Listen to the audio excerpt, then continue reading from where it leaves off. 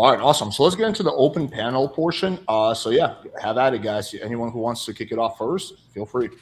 Yeah, absolutely. So first off, dual mating strategy and mate switching strategy. So there have been, when new evidence is presented, evolutionary psychologists do change their findings, number one. Number two, Corey, it is the most rigorously studied. Like a level for rigor in their studies are actually higher than other science. I'll give you an example. For instance, the 0.68 to 0.72 hip to waist ratio, not only is that replicated in several different cultures that have nothing to do with each other, they actually go back in time and they found that hip to waist ratio is preferred by men up to 3,000 years ago. And not only do they do that, bro, not only do they do that, they actually have blind men and they use haptics for blind men to describe which hip to waist ratio they like the best. And it's still 0.68 to 0.72. And when we do studies to find out what the most fertile women are, guess what hip to waist ratio they have? It's 0.68 to 0.72.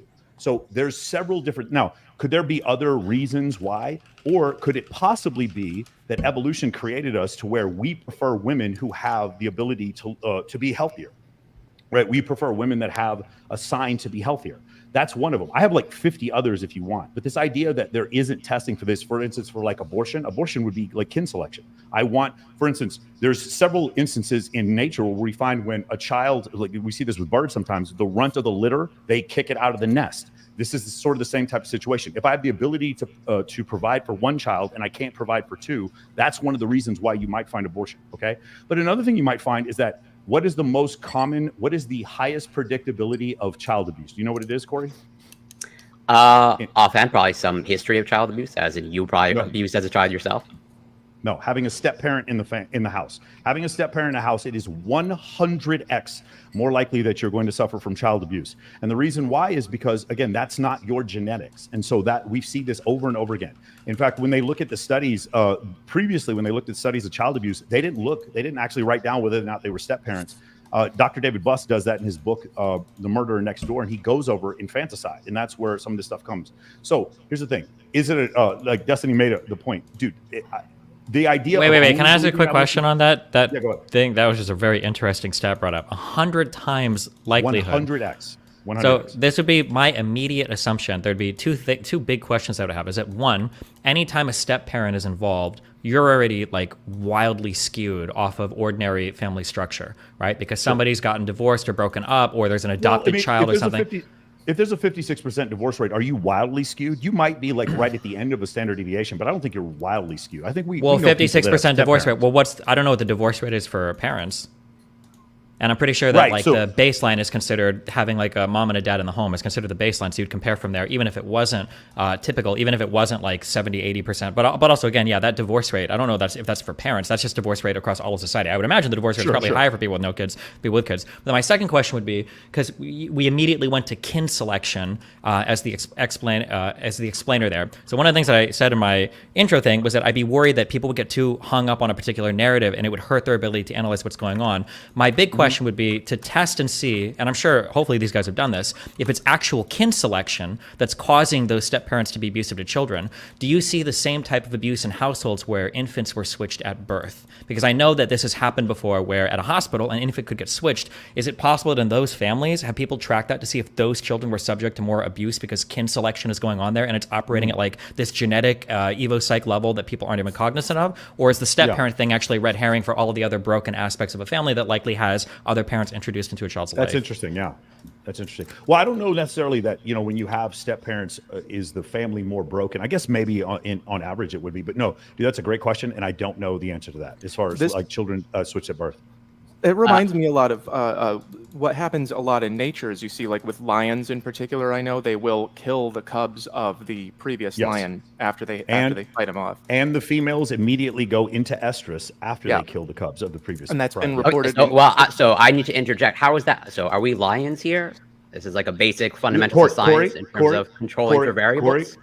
Corey, we're mammals. We are mammals. So the idea from the concept of evolutionary psychology is that there's status hierarchies in other mammals. Is that right? Just because we see mammals as less intelligent than us, and they are less intelligent than us. I'm curious. It doesn't mean you can't find would you ever take a drug that's only tested on felines? We share biological processes. Why not? Okay, but you do take drugs that are tested on rodents. You've probably taken one this week that's been tested on rodents. No, well, that at some point in its history and development, but I would never take a drug unless it's a life or death situation that it's only been tested on. What's the rationale behind that? Corey, so here's the thing. If I'm making a building block towards an argument, and you're saying, well, your step one is not enough to completely prove your argument, that does not disprove my argument. What I'm saying is we can see status hierarchies from everything from lobsters to lions to chimpanzees. That means the fact that there happen to be status hierarchies also in Homo sapiens that have a 98.5% correlation genetically to chimpanzees, that could be a piece of evidence that leads to maybe those same status hierarchies that they have there, which allow them to more sexual access, would also do the same thing for Homo sapiens. Yeah, it's not a catch-all. No, yeah, but it could be. But the same thing holds true of biological processes. And in terms of we share biological processes, pretty much across whatever, from humans to whatever, going back to my point for me. Whatever. No, that's exactly my point. No. If you let me finish, I will further elaborate on my point. This is why when we develop a drug, okay, that we can't just rely on only testing on felines, dogs, or even other primates. As in, to actually show something efficacy in humans, we have to actually test it in humans, because there are certain intricacies and there's uniqueness about humans and their biological processes that are pretty much unique to them, and that you cannot go back in history and just rely on that alone. Just as you can't rely on prairie voles for human sexuality. We do test it on humans. We do test these eyes on humans, and we do have status hierarchies in humans as well. Yes, so you're right. I would agree.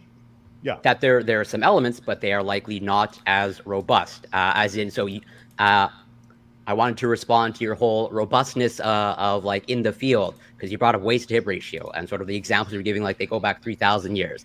That's not necessarily an example of a field being robust or rigorous. But it is robust when there's 37 different cultures that are all tested by Dr. David Buss. The first time's in '89. They do another one with 50 different cultures. The Yanomamo Indians don't have radio, television, or film, and they don't have billboards or magazine ads. And they were just as interested in casual sex as the men were in Japan and India. Okay. What we found is that men across these different cultures, when the cultures had nothing to do with each other, they found that men were more interested in casual sex than women in all of these cultures. Women preferred men that were taller than men in all of these cultures. Women were more concerned with men's ability to procure resources in all these cultures.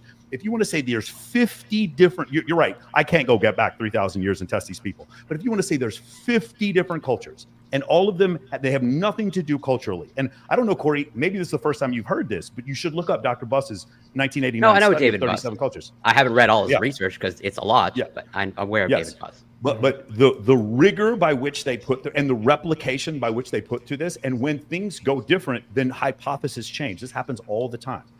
It's not something that they're just stuck to. Again, the dual mating strategy was the concept that what would happen was a woman would like a man, and then she would lock down that, whatever, I'm just going to use a term placeholder here, beta man, and then she would cheat on that man with the bartender who had the really good genes, and she would do both at the same time. Well, Dr. Buss looked at the data, and it was like, wait a minute. When women cheat in a relationship, they fall in love with their affair partner 83% of the time. When men cheat, it's 29% of the time. That makes no sense. So what he came up with is a mate switching hypothesis. He changed it because the new data came in. Do you understand what I'm saying? There is exceptional rigor when it comes to this field. That's not an example for one researcher is not an example of rigor, and one researcher replicating their own hypothesis is not also an example. So Corey, I got all day. We'll do the parental investment hypothesis. This is a concept that also comes from evolutionary psychology, where in a two-gender species, which gender provides more in childcare, that is the pickier of the two genders. In every single two-gender species, this holds true, including seahorses, where the men hold the children, and same thing, there's a certain type of fish where the men gestate the children or something like that, the females compete. If parental investment hypothesis, which is a concept that comes from evolutionary psychology, it is falsifiable and has never been falsified.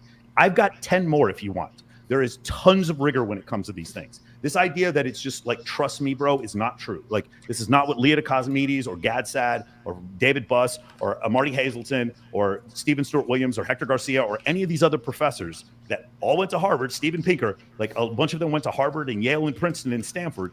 They didn't just do this and just come willy-nilly and say, well, the gender roles, therefore fuck all women. That's not what evolutionary psychology came up with, right? Yes. So maybe I should clarify my position as I sort of tried to maybe poorly emphasized in my opening statement, as in I recognize that there's value in the field. I don't think it's like an invalid field. I would just say, I guess, it's sort of like one-dimensional, as in you're trying to explain the entirety of all human sexuality like through this one particular lens. I agree with you. I agree with you. That part is very ostentatious. I agree with you. Where then I'd be curious.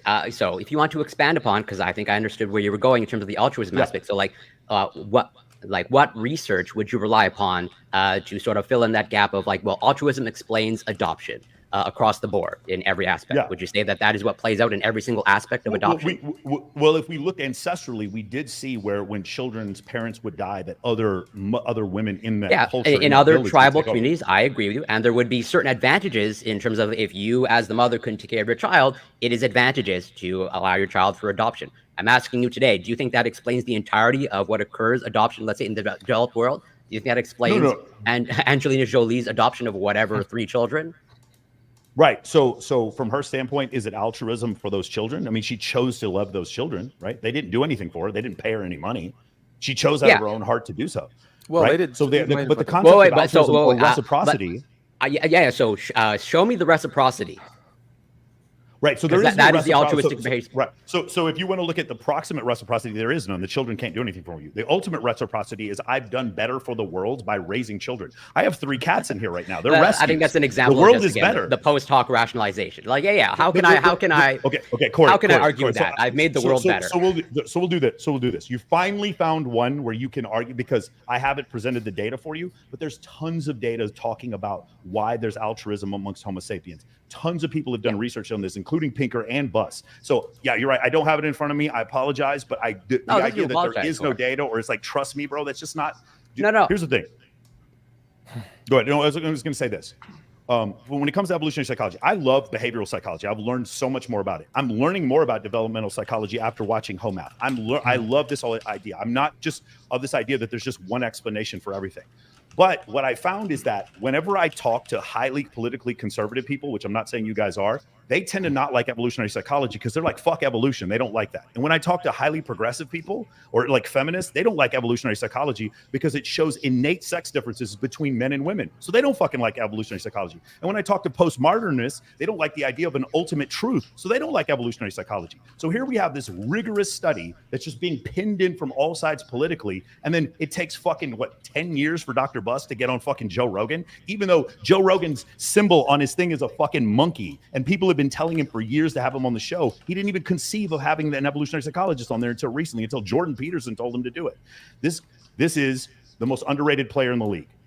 In my opinion, it's the Pablo Bancaro of the fucking NBA. I agree with you that there's definitely a lot of people that like write stuff off because they're just uncomfortable with where it goes. That absolutely happens. I think IQ and race and intelligence research is a really good example of that. However, it seems like neither person on either side is willing to acknowledge the faults in their own camp. And that, are there people that run away from anything related to Evo Psych or psychology in general because they feel like it's, poised against women? Sure. But is it incredibly attractive to a certain subset of men because it's like poised against women in some ways? Absolutely. I agree with I think there are a lot of people that are drawn to it just because they can establish some sort of hierarchy that they themselves haven't established in their real life, but they can at least find it in some scientific literature. And then they utilize that as a weapon, basically, or a cudgel against women on fucking social media or whatever. So I think the issues happen on both sides. It's just, this is why I said it's scary that when you have these all-encompassing narratives that explain so much, because people get really sucked into them in a really negative way.